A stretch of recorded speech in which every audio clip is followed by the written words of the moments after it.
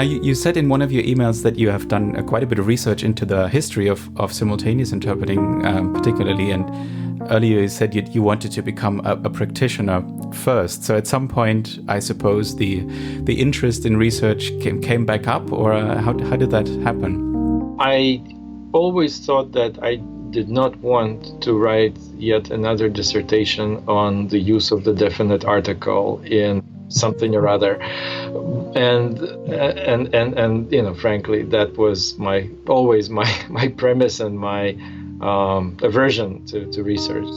Absolutely, yeah. Having seen too much of that type of.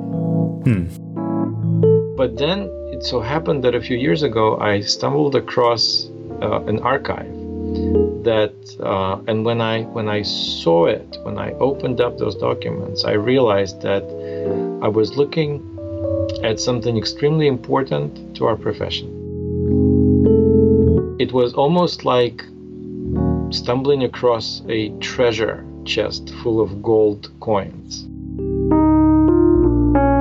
What it was a digital archive of Edward Filene, who was the founder of Filene's department store and the chain Filene's Basement in the U.S. until recently. It's now closed. But he was also the inventor, so to speak, of simultaneous interpreting systems back in the 1920s. And among other things, he was also a founder of the American Credit Union movement and the first chairman of the National Credit Union Association. So the archives of the Credit Union Association, CUNA, in Madison, Wisconsin, have this folder on the telephonic interpreting system that Filene invented in the 20s. And then I started looking at those documents, and I saw the original patent that he took out for the Filene and Finley interpreting system. I saw his correspondence with people like Thomas Edison, with Thomas Watson, the founder of IBM. Amazing things, and the story, his interviews or interviews with him, somebody at the League of Nations and at the ILO in the 30s, talking to him, and he retelling the history, the story of how he invented simultaneous interpreting, what led to it. And I thought, this is incredible. This is absolutely incredible. And but then I found this book. I started reading on the subject. I read his biography, and then I found a book by Jesus Baigorri Jalón, From Paris to Nuremberg, which at the time was available only in French and Spanish. It's now available in English. And I started looking at that book, and I said, oh, everything that I wanted to say is already said about this. Too bad. I got in touch with Jesus, and we started communicating by Skype regularly at some point, and he encouraged me to dig deeper into that research and to see what are the nuggets in that particular archive that we could find, and so I started doing that, and it at the same time led me to start to asking the question of what was happening in Russia, Soviet Russia, at that very same time in the 1920s, because so the story of Filene and the League of Nations and the ILO is the Western story, and yet there was the Communist International, the Comintern, which was the nemesis of the League of Nations, and kind of existed at that very same time, and also functioned as an international organization, and also used interpretation and interpreters and simultaneous interpretation. And I remember there was an article in one of the Russian interpreting translated journals in the 60s by Evgeny Goffman, who was one of the Soviet interpreters at Nuremberg, who briefly told the story of simultaneous interpreting in the USSR, where he mentioned that for the first time, simultaneous interpreting in the USSR was used at the 6th Congress of the Comintern in 1928, and that the newspaper Krasnaya Niva from that year shows a picture of interpreters wearing headphones, and that was just a brief mention of that. And it sort of, that quote was, went around the different research articles on the history. Everybody was just kind of going back to that one sentence quote. But by then, we're now in a different world, and you can actually go to the library, and unlike the Soviet times where you could not ever see old newspapers. Oh, yeah. For some reason they were classified. Yeah. Yes, not anymore. So, a quick look in the library, of course, reveals the front page of Krasnaya Niva from 1928 with a very nice picture of an interpreter, no headphones, but a microphone hanging around the person's neck, and an article, what was it? Technology at the Service of the Communist Revolution. First time in the world, it says, simultaneous interpreters are speaking simultaneously with the speaker, interpreting into multiple languages at the 6th Congress of the Communist International, etc., etc. And so, of course, once you see this, you have to dig deeper, right? And this is where curiosity really led me on an incredible journey with the help of my sister, who actually spent a lot of time in the archives, because I was only able to visit, once every few months for a short time, and then kind of look at documents in a more pinpointed way. But she was the one doing the sifting through the myriads of documents that were there in the archives, and we saw pictures and documents about that time period, about interpretation, how it was organized, and there was even some information about the Russian Filene, the very first inventor of simultaneous interpreting method and a proposed system in Russia. So if you think that the original method proposed by Filene was a little bit unusual by modern standards, because what he proposed in 1925 was to have an interpretation booth, interpreter sitting in the booth, but instead of interpreting from what the interpreter was hearing, it would be the stenographer who would be listening to the original, and the interpreter was supposed to be trained to read the stenographic notes. Oh, I see. And, so using that stenographer as a relay, and then interpret. So this was the original, which it was modified, but that was the original idea proposed by Filene. So if you think that was a little bit strange, imagine how strange the Russian proposal was. It was proposed by a physician, a medical doctor by the name of Epstein, who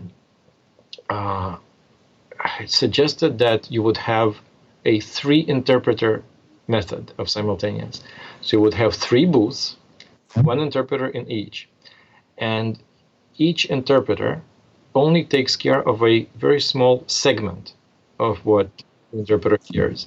So the speech begins, and the first sentence is interpreted by interpreter 1 in booth A consecutively. So the interpreter listens to the chunk that he is comfortable receiving, then switches on a light or a buzzer, which signals the interpreter in the next booth to start listening, all the while the interpreter in the first booth is interpreting, and then the second interpreter finishes listening to his chunk, passes on the relay to the third interpreter, and by that time the first interpreter will have finished his or her segment, the second interpreter starts, and then the third interpreter starts, and then goes back to the first one. So interesting. Sort of simultaneous, with each of them doing consecutive. of very short segments. Now, I can imagine that once they tested it, it did not work that way either, because by 1928, everything converged to a very different method, pretty much similar to the modern chuchotage, if you will.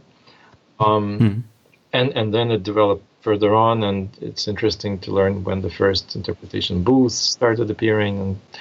And I actually have an amazing photograph from the Moscow archives, interpretation booths that date back to 1934, and they look like canvas tents, huge funnel microphone that the interpreter speaks into.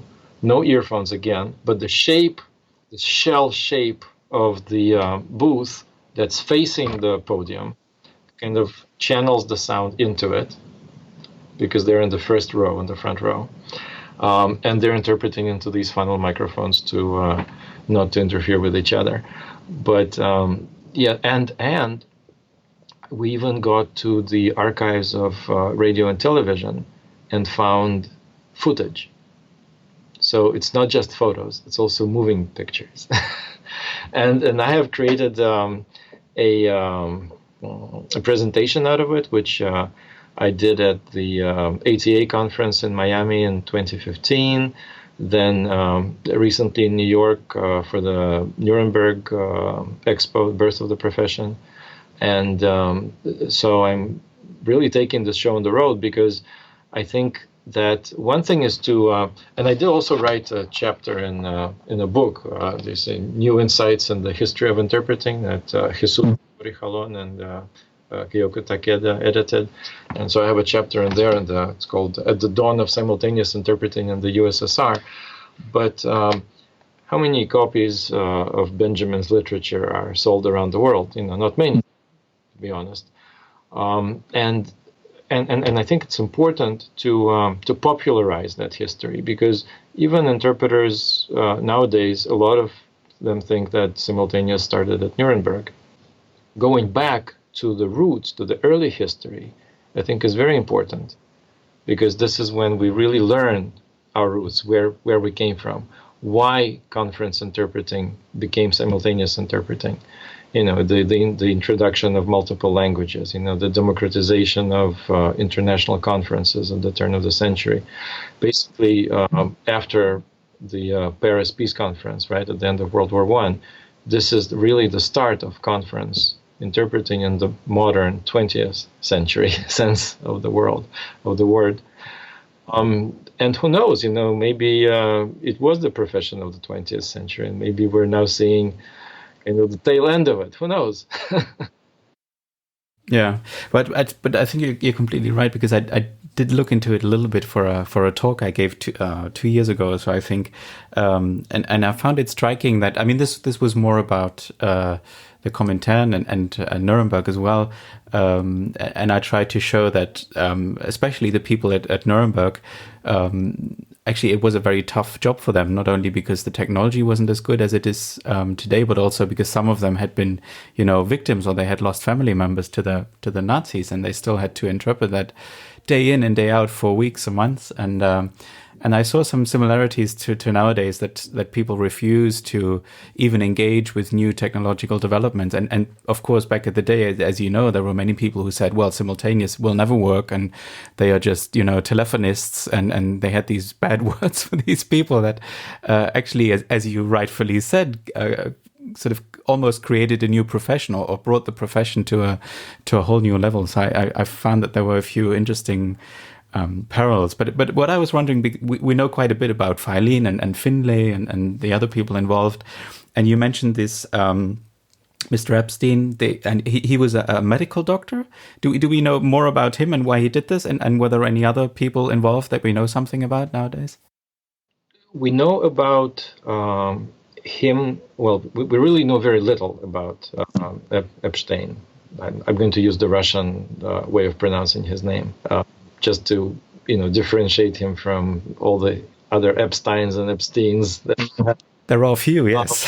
So Epstein, we know he was a physician, because at the time the term doctor could not be associated, the title of doctor could not be associated with a doctor of philosophy or a academic degree as we have now.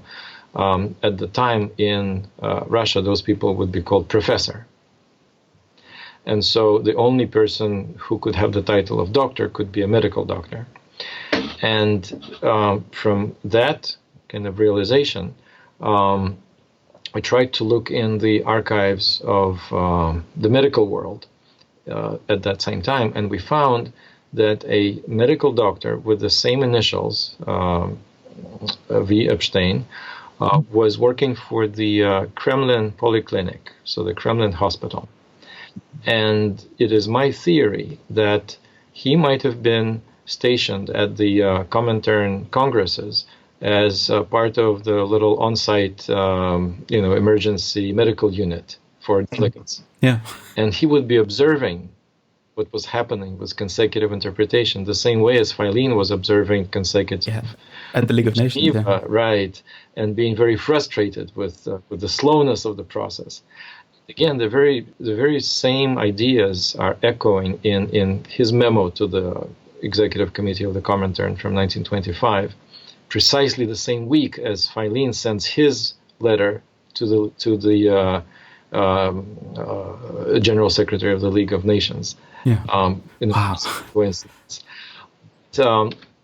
And echoing exactly the same issues with consecutive, and proposing a system and method that would speed it up, that would use technology, that would turn this into a very different thing. And so he, just like Filene was working with Finley, who was his engineer, the same way Epstein was working with an engineer by the name of Goron. So Goron was a young engineer at the Moscow Telephone Exchange, and he was tasked with helping implement Epstein's system in actual life. And so but Goron is a very known historical figure, actually. And there's a Wikipedia article about him. He is known mostly to our colleagues in the audiovisual world because he was, he ended up being the